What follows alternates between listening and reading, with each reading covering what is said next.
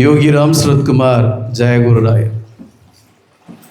நம்முடைய சனாதன ஹிந்து மதத்தில் மட்டும்தான் இறைவன் உங்களை எப்படியேனும் ஆட்கொள்ள துடிக்கிறாங்கிறத நாம் நம்முடைய வழிபாட்டு முறைகள்லேயே நாம் வச்சுருக்கிறோம்.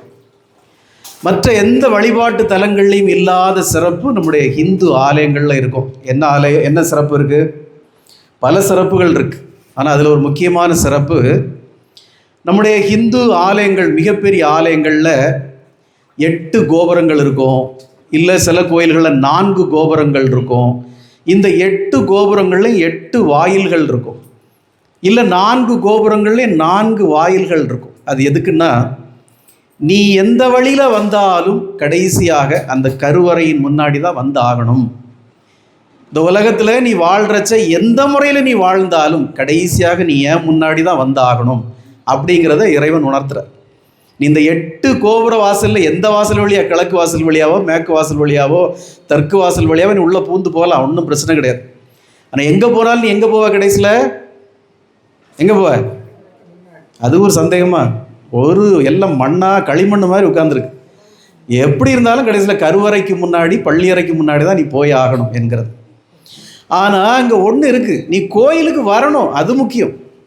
நீ கோயிலுக்கு வராமல் குளத்தங்கரையில் நின்னா ஒன்றும் பண்ண முடியாது. கோயிலுக்கு வந்து நீ எந்த வாசல் வழியாக போனாலும் கருவறைக்கு முன்னாடி போயிடலாம். அதை பகவான் யோகி ராம் சரத்குமார் என்ன சொல்கிறாரு, எப்பா ஒரு வேளையில் அது நீண்ட தொலைவாக இருக்குது, தெற்கு வாசல் வழியாக வந்தால் ரொம்ப சுத்த வேண்டி இருக்குது, இல்லை மேற்கு வாசல் வழியாக வந்தால் ரொம்ப சுற்றி வர வேண்டி இருக்குது, எனக்கு அதெல்லாம் முடியாது, ரொம்ப சிரமம். இப்போ வேறு இந்த கம்பியெல்லாம் கெட்டி 4 மணி நேரம் 5 மணி நேரம் விட்டுறானுங்கப்பா, ரொம்ப கஷ்டமாக இருக்குது. திருப்பதி எல்லாம் போனால் 3 நாள்லாம் அடைச்சி போட்டுறானுங்க. அதுபோலலாம் இருந்தால் எங்களுக்கு ரொம்ப சிரமம்னு வராமல் இருந்துடாத. நான் உனக்கு ஒரு சிறப்பான எளிய வழியை நான் சொல்லித்தரேன், அந்த வழியாக டக்குன்னு உள்ளே பூந்துரு, நேராக கருவறை தான் அது, வேறு ஒன்றும் இல்லை. உன்னை யாரும் பிடிச்சி கெட்டி போட முடியாது, உன்னை யாரும் வழியில் நிப்பாட்ட முடியாது, உன்னை யாரும் 3 நாளைக்கு அடைச்சி போட முடியாது. நீ மூத்திரம் மோஷன்லாம் அடக்கிட்டாங்கன்னு உட்காந்துருக்க வேண்டாம். நான் ஒரு எளிய வழிமுறை சொல்லித்தரேன், அது உனக்கு ஒரு எளிய சொர்க்கவாசல், அது டக்குன்னு திறந்து உள்ளே வந்துரு, நேராக என் முன்னாடி வந்துருன்னு பகவான் யோகி ராம் சரத்குமார் நமக்கு ஒரு எளிய வழிமுறை சொல்லி தந்திருக்கார். என்ன வழிமுறை? நாம ஜபம். சத்தமாக வரணும், அது நாம ஜபம். இந்த கலியுக தர்மம் நாம ஜபம். நாமத்தை மட்டும் நீ சொல்லு. இன்னைக்கு கூட கோயம்புத்தூர்ல இருந்து ஒரு பக்தர் வந்தார். அவர் என்கிட்ட வந்தோன்னு அதான் சொன்னார், சாமி எனக்கு உங்கள்கிட்ட பிடிச்சதை நீங்கள் ஓப்பனாக சொல்லிட்டீங்க, யாரும் வராதிங்கன்ட்டீங்க.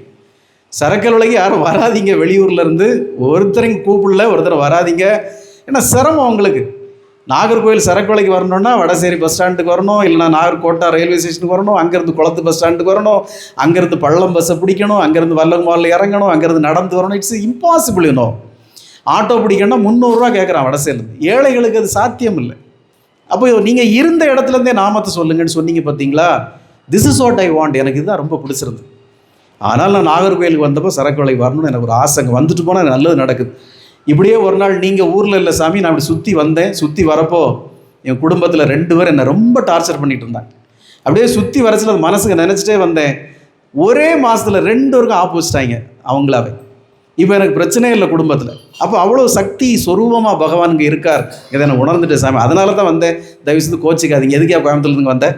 எதுக்கே வந்தேன்? அப்படி கோச்சிக்காதீங்க சாமி, நான் அதுக்காக தான் வந்தேன் அப்படின்ட்டு போனாப்புல. ஆகவே பகவான் யோகி ராம் சரத்குமார் இந்த கலியுகத்தில் எளிமையாக கருவறைக்குள் பகவானிடத்தில் செல்லக்கூடிய ஒரு வாய்ப்பை நமக்கு அருளியிருக்கிறார்.